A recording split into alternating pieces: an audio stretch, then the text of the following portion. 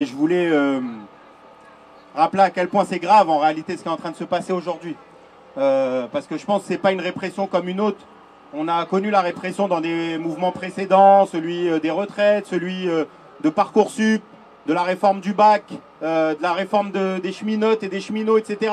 On a été habitué en réalité, malheureusement, à la répression d'État à chaque fois qu'il y a eu des mobilisations de masse. Aujourd'hui, c'est une répression qui est inqualifiable en réalité. C'est une répression qui a atteint des niveaux sans précédent. Elles ont commencé par ces convocations pour apologie au terrorisme, les amis, dont vous savez, je fais partie d'une liste malheureusement trop longue et qui va continuer à s'allonger. Je veux d'ailleurs apporter tout le soutien de Révolution Permanente à Raphaël Arnaud, porte-parole de la Jeune Garde, et à tous les militants de la Jeune Garde, à toutes celles et ceux qui sont des militants antiracistes, antifascistes, soutien au peuple palestinien,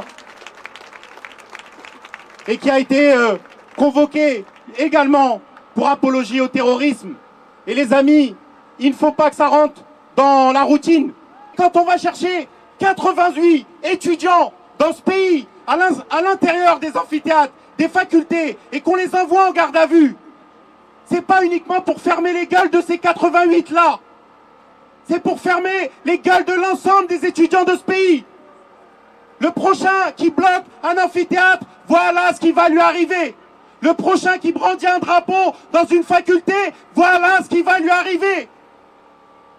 C'est pas juste de soutenir que des camarades soient dans un commissariat ou sortent, soient libérés, etc. C'est une lutte importante pour nos libertés démocratiques. Parce que ça dépasse bien même la question de la lutte pour le peuple palestinien. C'est la Palestine qui est foutue demain et c'est tous nos droits qui vont attaquer les uns après les autres. Parce que plus personne ne voudra se lever. Et il n'y a pas d'émancipation ici pour la jeunesse, la classe ouvrière française, s'il n'y a pas d'émancipation pour le peuple palestinien. Ce n'est pas juste une lutte. C'est pas juste une lutte contre le massacre, les amis. Il faut qu'on se dise deux, trois vérités. Il n'y a pas juste une question de massacre ou pour la paix de manière artificielle. Je vais vous raconter juste un petit échange que j'ai eu avec un frère palestinien de Rafah. Il m'a dit, Gaza is finished.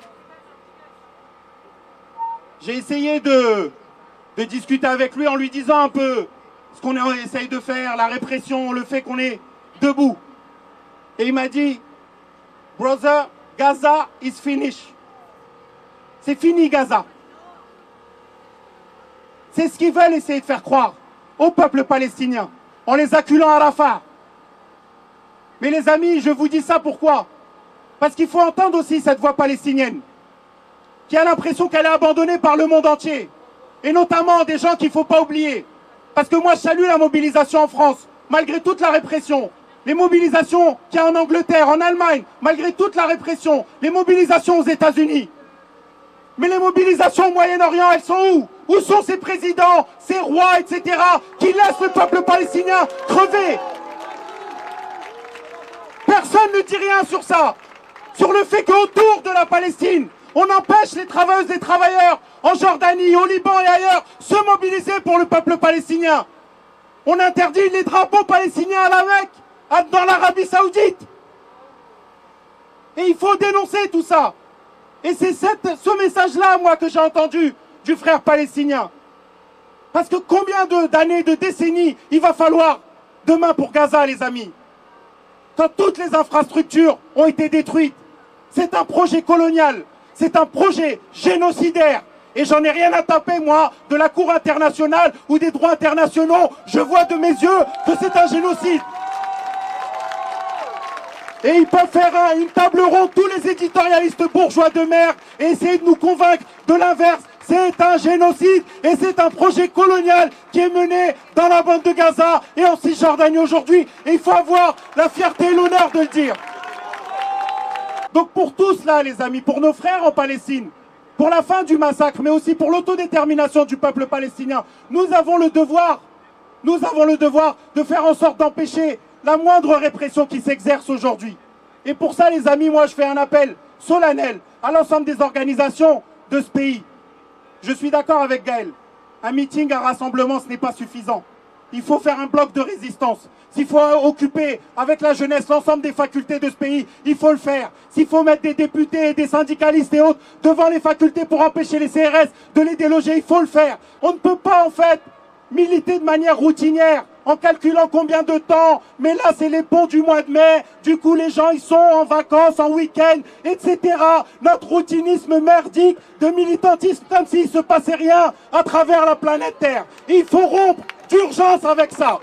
Parce que pendant que nous on est en vacances à droite et à gauche, le peuple palestinien se fait massacrer et les soutiens au peuple palestinien à travers le monde se font réprimer. Il y a tellement de choses à faire aujourd'hui. On devrait appeler à une grève générale dans ce pays. On devrait appeler à une grève générale. Et j'en appelle à la responsabilité des organisations syndicales. Appelez et on fera le travail s'il faut le faire. Ne cherchez ni bouton ni je ne sais quoi. Mais il faut appeler. Il faut appeler à la lutte. Et là, le dernier mot, c'est pour les étudiantes et étudiants. Les amis, ne vous laissez jamais pressionner ou intimider. La victoire pour le camp de la bourgeoisie, il est si après la libération des 88 camarades, il ne se passe plus rien derrière. C'était leur souhait. Comme leur souhait était lorsqu'ils ont réprimé Sciences Po, que plus aucune fac après Sciences Po soit occupée. Et heureusement, la réflexion qui a été prise, c'était qu'au contraire, il fallait imiter Sciences Po et aller occuper d'autres facs. Donc je pense que la répression de ces 88, elle doit résonner comme un coup dans la jeunesse. Il faut que toute la jeunesse de ce pays se dise je ne peux pas accepter que j'ai des camarades, des frères et des sœurs dans des facultés parisiennes et ailleurs qui soient mis en garde à vue parce qu'ils ont dénoncé un génocide, les amis. Nous sommes du côté de la justice, nous sommes du côté du peuple palestinien et il va falloir y aller. Vaille que vaille, les amis, vaille que vaille. Nous ne sommes pas sous les bombes, nous ne sommes pas face aux snipers de l'armée israélienne. Le minimum que nous puissions faire, c'est d'apporter leur soutien. Et s'ils veulent nous mettre au commissariat, on fera autant de rassemblements qu'il faudra et on continuera à lutter jusqu'à les épuiser. Merci à tous, les amis.